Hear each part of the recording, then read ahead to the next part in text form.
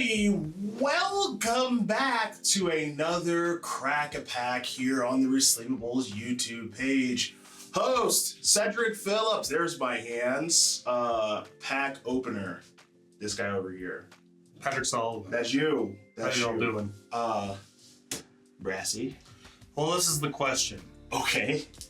So I believe the biggest hit in the set currently is Mana Vault. Okay. So, Yeah. question one. Okay. Would they be so transparent as to put the Mana Vault in the Mana Vault pack?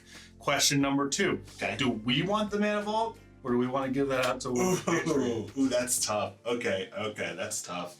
I've never owned a Mana Vault. Tiebreaker for me will be more joy looking at the brass man art, so we're going to open up that one. We're going to open up the brass man? Yeah. All right, fair enough. Okay, the belief is that Mana Vault is the most expensive card. Pretty sure. All right, I trust you. This is your area, your neck of the woods. We've done a 4th edition Resleevables episode. If you haven't seen it yet, please do watch. And one of our fortunate $10 and $25 patrons will be winning a pack of this lovely set. Now, last time we did this, there were 8 cards in the pack, I think. Yeah. Okay, this one has a little bit more. Going back to my Pro Tour drafting roots here. Okay. Did you used to do this? Well, you would have to lay out the boost card, show yeah. there's enough cards, and we were ready to get to it. I didn't know if you laid it out like that. No. All right. That's absurd. Thank goodness. Okay. Oh! Right. Everybody's favorite. Nice little hoser to get us started. That's a stinger right there. Yeah. Circle protection red. It's not fun for anybody. Okay. Especially me. That's true. Oh, Swallow of Spears. Okay, so this is... I'm not looking at the card, I'm looking up, I swear. This is 3 mana, 2/3 defender, even though it didn't say that back then. First strike? That's right. Yes! Okay, I used to play this card a lot, I think on Chandelar. Yeah. Yeah, it's an early dealer. Okay. Especially in Chandelar, where the AI really struggles with opposing first strike. That's Visara in Chandelar. Okay, this is Amulet of Krug. I don't remember what this does. 2 mana, tap it, and 2, prevent 1 damage to any creature or player. Okay, that card's quite bad. Quite bad. Feature of Eugene Harvey's early Tron decks. Gotta do something with it, man. Gotta do something. Okay. Sandstorm. I think this deals 1 everything. Yeah, 1 damage to each attacking creature. Okay. Kind of a weird card in green. Yeah, wouldn't see this in green nowadays, I don't think. And this is a weird thing to say, but that artwork is iconic to me. Yeah. I just remember seeing that a lot when I was a kid. He's in trouble. No argument here. That who's ever in the art has 1 toughness. Okay. They're about to... Most humans in Magic back then had 1 toughness, so fair. A banger. Oh, Unstable Mutation. All right, so this is an enchant creature. Target creature gets +3/+3, and then every upkeep they get a -1/-1 counter effectively until the creature dies. Yeah. Okay, so flavor-wise, I've always loved this card.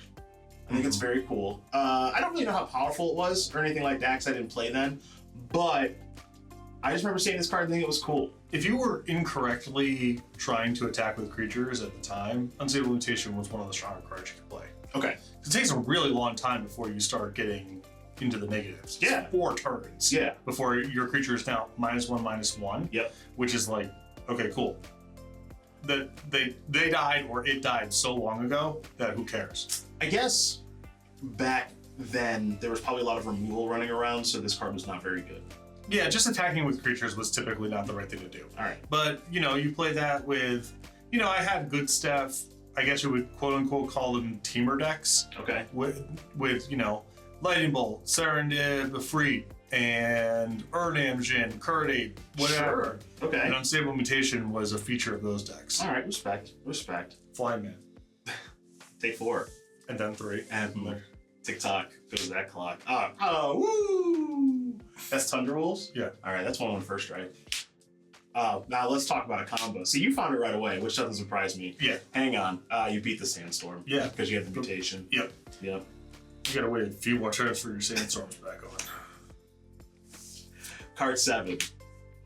Sisters of the Flame. Another very sweet design that I guess it's not as color pie inappropriate now as it was maybe 10 years ago. Yeah, because red does some like ramping and stuff. Yeah. Well, red gets access to mana generation. Especially if you're generating specifically red. Yeah. Yeah.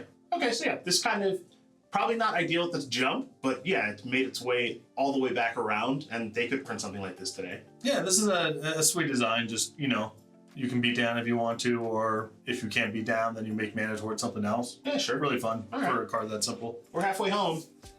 All right, so this one, you feel like probably somehow, I think this is, yeah, Energy Tap has some sort of combo potential maybe? Sure, yeah, especially with things that are sort of like cheating converted mana cost versus how much mana you put in. Yeah.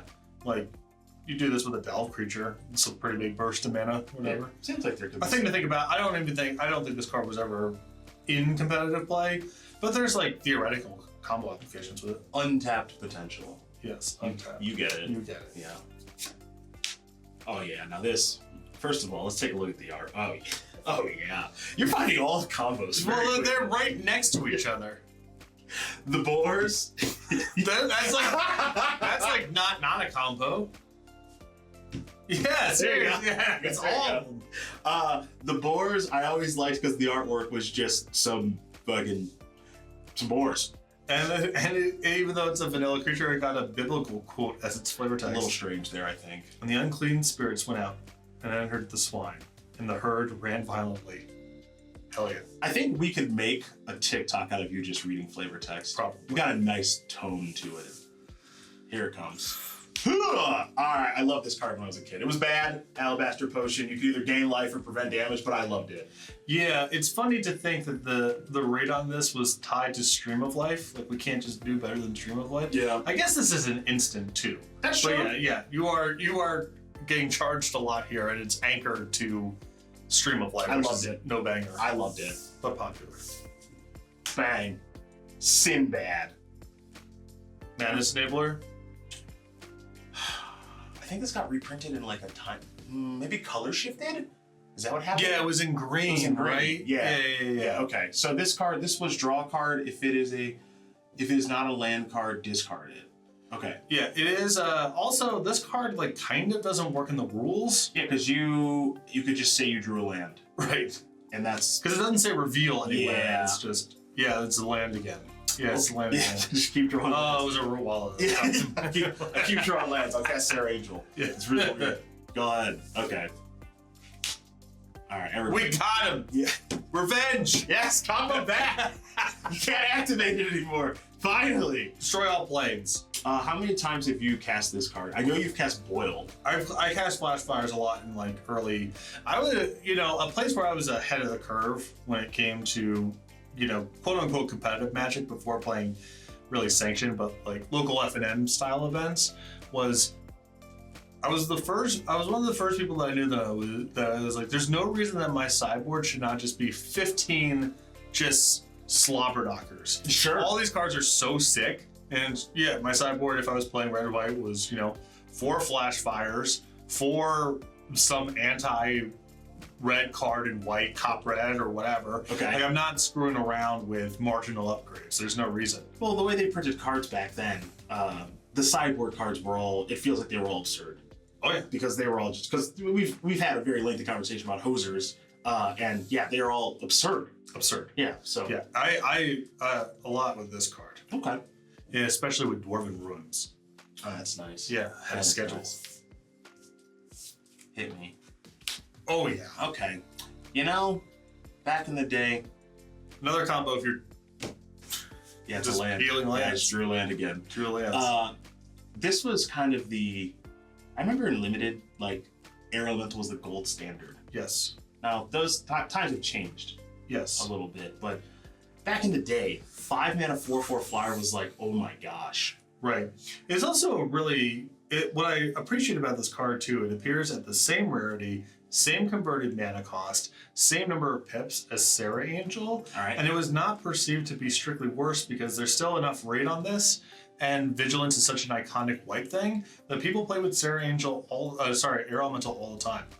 One of my first quote unquote good decks involved Mana Vault, Air Elemental, Mahamoti Jin, just like trying to get out one of the big bangers early and then play some counter spells behind it. Okay. I dig it. 2 to go. So these are, I think these two are uncommons. I'm pretty confident saying that. Sinbad maybe, but I think we still have our rare left. Okay. Well, we found it. I think we found the rare. Magical Hack. Yeah. This looks fake. This looks like a fake card. It just came out of a pack, so I'm assuming it's not. Probably a safe assumption. Yeah, but this, like this. Here, I'm gonna pass this to you. God. Would you believe that that's a fake?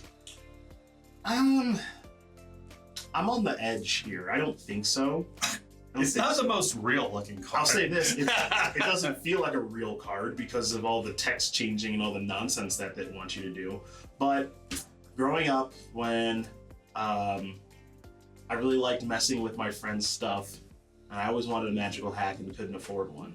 Because it was kind of like, I think it was like $10 or something. Not in my area. No. A lot of card prices were kind of localized back then. That's also free, true. you know. Yeah. If your area was just into magical hack, then magical hack became $10. I was really into deflection, fork, and like magical hack and stuff, and then Yeah. like one Mahamoti Jin. So Sweet. always wanted one, never had one.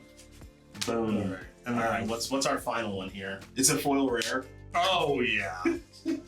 Oh yeah. The Alpha and the Omega, Mon's Goblin Raiders. Oh my god. So sweet. What a pack. I need to see the thing. I've never really looked at the artwork on this card. Okay, yeah, those are just some goblins. Yeah, it's Just hang awesome. on. Okay. Absolutely awesome. Yeah. You know, this is a nice 4th edition pack. This really is. Really celebrates the entire range. The only source of disappointment, I guess, is no black cards. Good point. But Notice this that. is a sweet pack. White, blue, no black, red, green artifacts. Okay. Yep, no black cards. But I agree with you. Pretty sweet pack. Nice little trip down memory lane. And yeah, we're really the cherry on top of the trip down memory lane here, magical hack, interrupt. Good point. Good point. Somebody else is going to get to take a trip down memory lane as well. We now get to announce our winner of our other 4th edition pack. And it is going to be, no drum roll please, Rory Hanlon. Bang!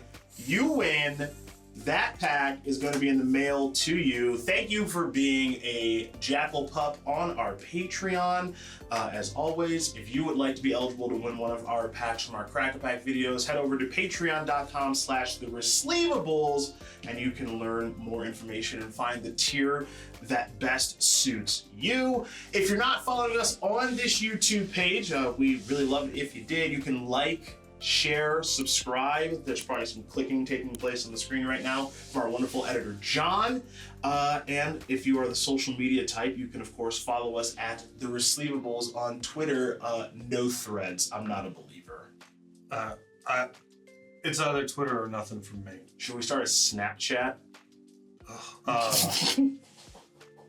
We gotta do higher than $25 if that's what we're talking about. Yeah, that's fair. All right. That's a $50 or $100. We'll talk about it. No, do we have to? Not $25. All right, fair enough. Rory, congratulations. Everyone, thanks for watching. Coming up in our next video will be Ice Age. See you then.